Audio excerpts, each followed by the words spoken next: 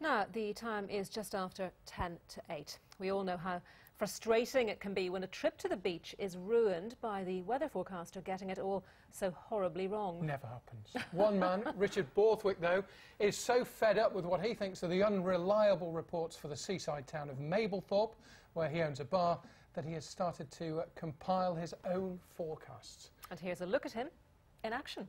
This is the RBBC, broadcasting the weather for Mablethorpe and Sutton-on-Sea. Hello, I'm Richard Borthwick. I'm the resident weather forecaster here for Mablethorpe and Sutton-on-Sea. In Mablethorpe and Sutton-on-Sea, we live in what's known as a weather bubble. When you get bad weather predicted across the whole of the United Kingdom, often here in this area, you'll get good weather. That's why you can't rely upon the traditional weather forecasting for this particular area.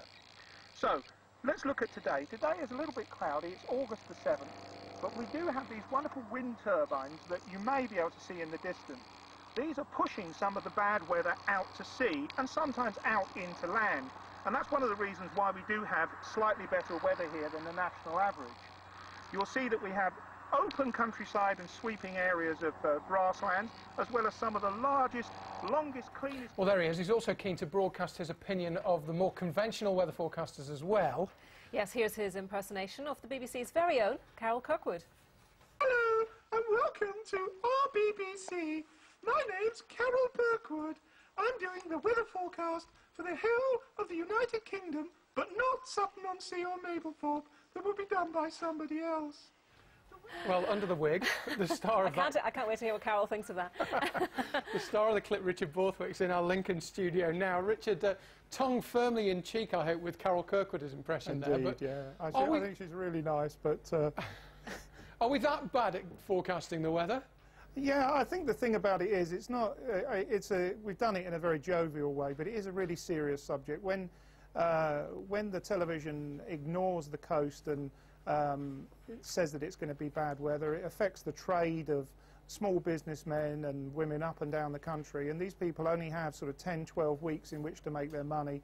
People these days only have a very, very short period of time when they book holidays. They don't book weeks and weeks in advance, and if it says it's going to be bad weather and it turns out to be good, people just don't come to the seaside, and that isn't right. And you know, Carol's a great weather forecaster, but she's very, very keen on the Shetland Islands, and there's only a few hundred people and a few sheep that live there, and she'll wave her hand across the whole of the north of England and just say, and there'll be rain across the whole of the north of England. And really, in places like ours, you don't get the rain as much in the summer because of the coastal winds and things keep the sort of bad weather of that type away. Richard, can I come in on that? Because sure. I understand that in your reports you claim that the weather in Mablethorpe is slightly better than the rest of the country, and that the wind turbines in the area push the bad weather away. Now, is there much scientific basis for that? Well, not a lot, no. I mean, it is a bit of a theory. You know, well, there's no absolute proof, but, you know, if you were there today, you'd have fantastic weather.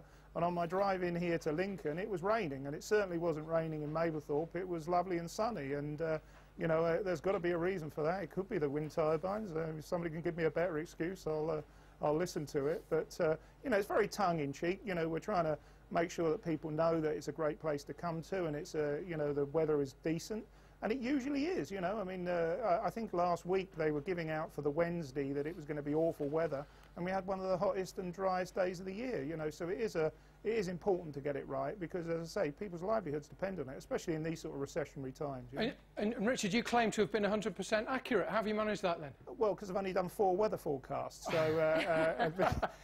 As a result, you know, at the moment I'm fine. You know, ask me in a couple of weeks' time, and my average might have dropped down a bit. But I mean, I say I use traditional techniques, and I also use maps and satellite images. And some people ask me, well, what do you use? Well, I use an RAC Road Atlas from 2002 and a picture of the moon that I downloaded from the internet.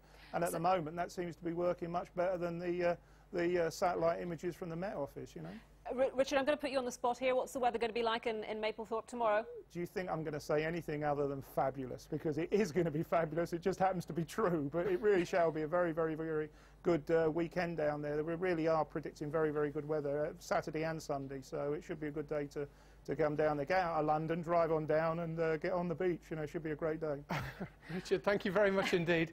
Our viewers in Mablethorpe need not bother watching any further because Jay Wynn is here with the weather forecast for us. And Jay, Richard's already told us what it's going to be like. Well, for an amateur weather forecaster, yes, it was pretty good actually. It will be a pretty decent day for many of us on Saturday. But today we saw some pretty heavy showers dotted around the UK, some rumbles of thunder. The showers are now beginning to fade away, and as that happens, the skies will clear. And with those clear skies, it will turn a bit chilly.